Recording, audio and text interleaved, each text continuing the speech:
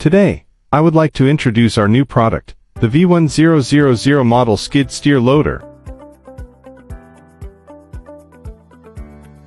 The equipment weighs 1.31 tons, with a length of 2.7 meters, width of 0.96 meters, and height of 1.55 meters. It features widened 23 cm tracks and a triangular design, making it suitable for various working conditions, with improved stability and safety for climbing slopes. The standard load capacity is 500 kilograms, and the maximum load capacity is 650 kilograms. The unloading height is 1.55 meters. It is equipped with a Kubota 3-cylinder water-cooled engine, offering stronger and more stable power. This model is equipped with a body weight measurement safety device, which prevents the machine from operating unless a person is on it. It also comes with dual pilot controls and a large display screen. The V1000 has a unique design.